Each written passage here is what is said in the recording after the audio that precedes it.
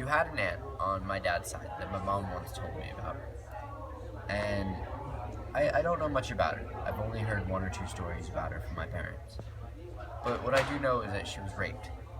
She had a baby, and the village tore down the house. What you need to know is that our village back then was a very close-knit village. Everybody knew everybody, and everybody knew what was going on.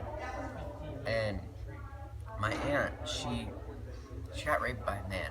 I'm assuming this man was somebody that she saw day to day, because if it wasn't, then she would have reported it. She would have told somebody that she got raped, so that this baby that she was going to have wasn't a dishonor to the family. But she kept quiet, and this is where I think that it was somebody she knew. Because if it was somebody she knew, then she wouldn't have been able to tell anybody. It would have been somebody who had to have had a big impact on her life. But that's not the point. The point is that she was raped and she had this baby. The family didn't talk about it much because it would bring dishonor to the family if they knew. So they assumed that she wasn't having a baby. Her belly was just getting bigger for some reason. So days went on, and the family ignored it. So the day came of birth, and my aunt was gonna have the baby, and the family knew that it was the day because she was in great pain. So instead of keeping her and bringing dishonor to the family, as you know, that's the only thing that matters, they kicked her out. They kicked her into the woods. And yet, that same day, the village came. The whole village. They were covered in masks and everything. And they came and they had pitchforks and they had matches and they lit the place on fire. They took food. They ransacked the whole house. They broke the chairs. They broke the beds. They broke the tables. When they took the food, they smashed the ones that they couldn't take, and they took the rest for themselves. It was rice everywhere. And they burned the house. They burned pieces of the house so bad that they just had to be completely remade before they could be refixed. So, while this is all going on, I believe that it was the man that raped her, so that he had a reason to keep going. She was out, my aunt, in the field. And I think that when she had this baby, the baby had to have been a girl. Because if it was a boy, it may have had a chance in life. It could have just been a random child. But I think this had to have been a girl, because in Chinese tradition, as you know, the girls don't have a lot of power. They don't have a life. And when the aunt had this baby, she knew that she couldn't go back. She knew she couldn't take care and support of it. So she jumped in a well, and she killed herself and her baby. Now, she unfortunately made a mistake in life. She didn't tell anybody. What I want you to do is to just, any mistakes you make, tell me. You know, you know that Chinese tradition says that honor is the most important thing. So don't bring dishonor to the family. Cool.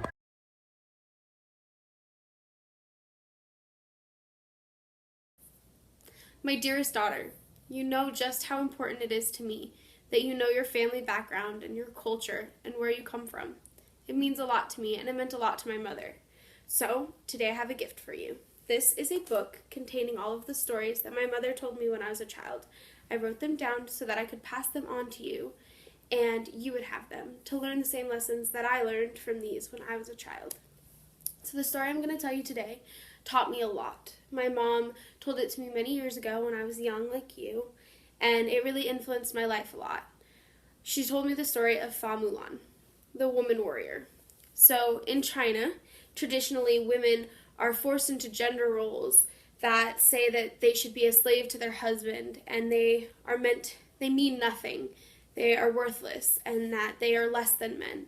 But this story really taught me and showed me that women are just as good as men, and that women can be whatever it is that they want to be if they try. So my mother told me this story when I was very young, and the story goes like this. There's a young girl named Fa Mulan, and she lived in a village with her family. And at the time, the community was at war.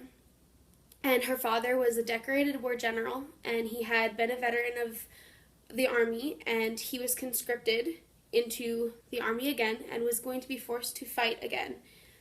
Mulan did not want her father to fight again, and she was very scared. So she decided that she was going to help, and she wanted to help him in any way she could.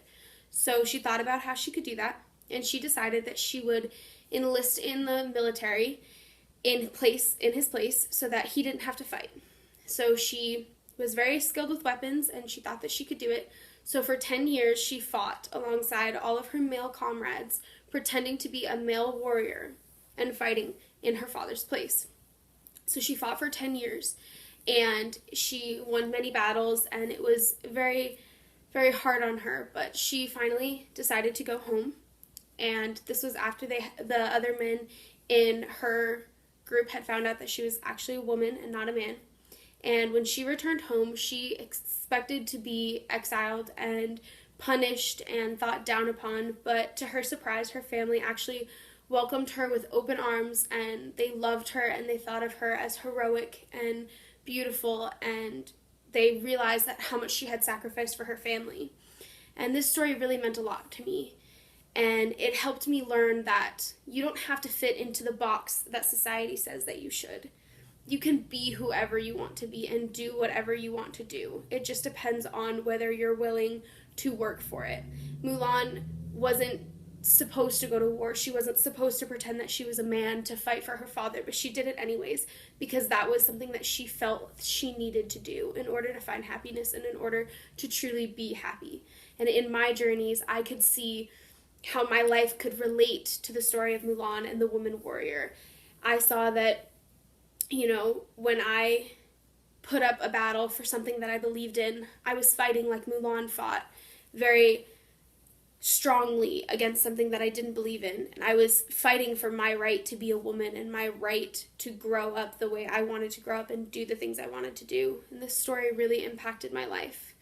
My mother found it very important to pass on stories like the ones that I'll pass on to you, because it keeps in our family and in tradition all of the cultural aspects and all of the important historical aspects of our culture with us, and it lets us remember where we come from so that we can make sure that our culture isn't lost and make sure that we continue on our legacy. So I pass down my legacy through these books and these stories to you, and that's why I want to give you this journal today, because I love you and I want you to have what my mother gave me.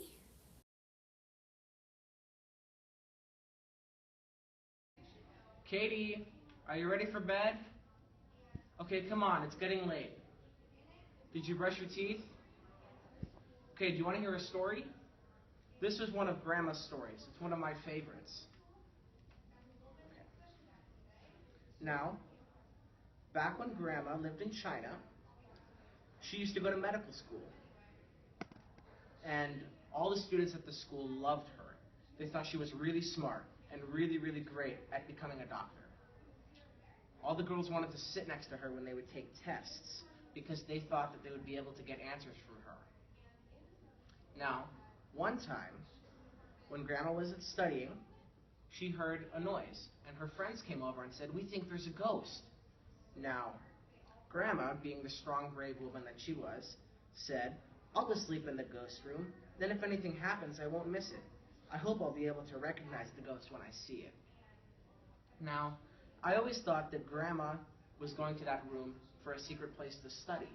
But one night, she went to the room, and she started to sleep. Then around midnight, something climbed out from under the bed and sat on her. Grandma woke up and said, "Oh no, a sitting ghost." Then, she told the ghost, "I will see to it that you leave. When morning comes, only one of us will control this room, ghost, and that one will be me." The next morning, she got up, left the ghost room. She went back to all her friends who sent her to the ghost room the first time and said, "There's a ghost. We need to get rid of him, and I know how." She told all her friends to bring alcohol and oil after their classes.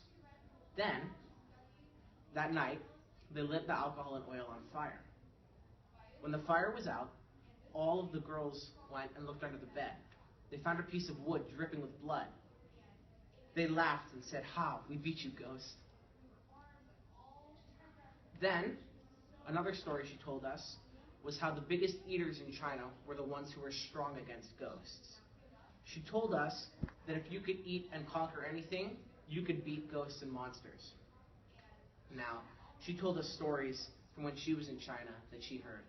She told us about Cao Cheng, Chao Yihan, Chen Luanfeng, and Wei Peng. She told us that those men were able to eat 5 chickens and drink 10 bottles of wine that belonged to the ghosts. And once they drank those and ate those, they could conquer them. Now, the reason Grandma thinks that we're strong against ghosts is because she could feed us anything. She made me, when I was a little girl, eat raccoons, skunks, pigeons, snails she got from the front yard, and even catfish she kept in the bathtub. Then, she also told us a story about some delicacies in China, which we think are probably a little gross here. And she told us that when you eat those, you can be strong against ghosts too. I remember her saying, the people in China, they buy into a monkey feast. Then an old woman reaches out her hand to the monkey's face and up to its scalp. There she tufts some hairs and lifts off the lid of the skull. The eaters spoon out the brains.